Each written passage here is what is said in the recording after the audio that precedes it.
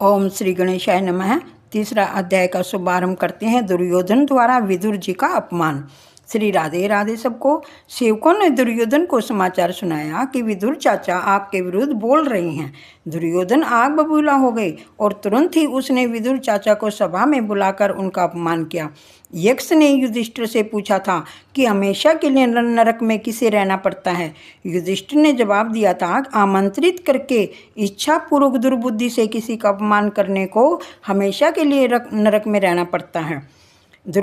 दुर्योधन विदुर चाचा से कहते हैं, तुम दासी पुत्र हो, मेरा अन्न खाकर मेरी ही निंदा करते हो, मेरे ही विदुर काम करते हो।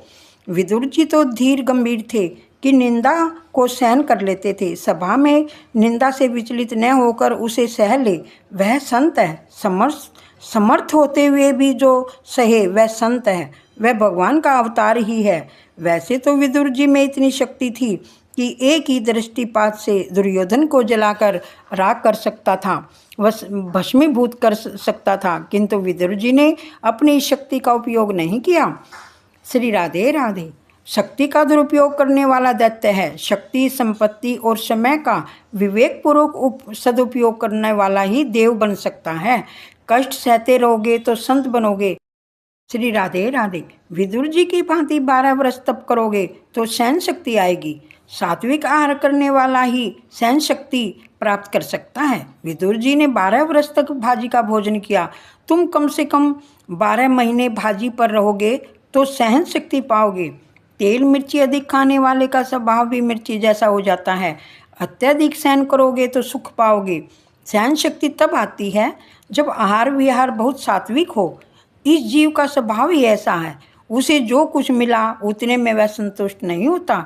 बुद्धि यदि ईश्वर में स्थिर रखोगे तो सब कुछ सहन कर सकोगे, संतुष्ट भी हो जाओगे। विदुर जी ने केवल भाजी में ही संतोष माना और ईश्वर की आराधना करते रहे। अपमान से विदुर जी को न तो दुख हुआ और न ही गलानी। दुर्योधन ने राजसभा में उनका अपमान किया, फिर भी वे क्रोधित नहीं हुए। विदुर जी ने सिर्फ भाजी ही तो खाई थी ना। श्री राधे राधे। दुख और क्रोध को पी जाने की शक्ति सात्विक आहार से ही प्राप्त होती है। सुखी होना है तो कम खाओ और गम खाओ। मनुष्य सब कुछ खा जाता है किंतु गम नहीं खा सकता, क्रोध नहीं पचा सकता। श्री राधे राधे। तुम्हारी कोई निंदा करे तो उसे शांति से सह लो। उस समय ऐसा न मान लो कि वह निंदक मुझे मेरे दोषों का भान कराता है, मेरे पाप धो रहा है। कुछ लोगों का स्वभाव ही ऐसा होता है कि निंदा रस में डूबे बिना उनका खाना पचता नहीं है। श्री राधे राधे। इस दुनिया में किसी को नहीं छोड़ा, सभी की निंदा की। निंदा करने वाले पर क्रोध मत करो, ऐसा मानो कि इसमें भी प्रभु का ही कुछ संकेत है।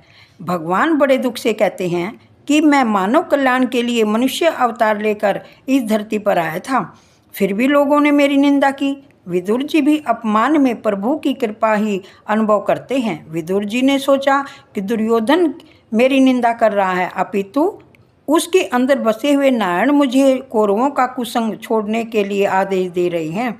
कौरवों का कुसंग छोड़ने की यह प्रभु प्रेरणा है। श्री राधे राधे। महापुरुष निंदा में भी सार तत्व खोजते हैं। जो अच्छी वस्तुओं में अच्छाई देखे वही साधारण वैष्णव है, किंतु जो बुरी वस्तुओं में भी अच्छाई देखता है वह उत्तम वैष्णव है। प्रतिकूल परिस्थिति में वैष्णव प्रभु के अनुग्रह का ही अनुभव करता है। श्री राधे राधे। भगवान ने सोचा, यदि कौरवों के साथ ही विदुर जी रहेंगे तो कौरवों का विनाश न हो सकेगा, इसलिए ही विदुर जी को वह स्थान छोड़ने की प्रभु ने प्रेरणा दी थी। रामायण में रावण ने विभीषण का और भागवत में दुर्योधन ने विदुर जी का अपमान किया था। इस प्रकार संतों का अपमान करने के कारण ही उनका विनाश हुआ। कुटुंब में कम से कम एक ही व्यक्ति पुण्यशाली हो तो उस कुटुंब का नाश नहीं हो सकता। श्री राधे राधे। कोई उसका अहित नहीं कर सकता। विदुर जी के जाने से कौरवों का सर्वनाश हुआ।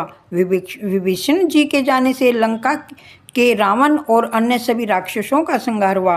दुर्योधन ने सेवकों को आज्ञा दी कि इस विदुर जी को धक्के मार कर बाहर निकाल दो, किंतु विदुर जी समझबूझकर पहले ही घर से निकल गए।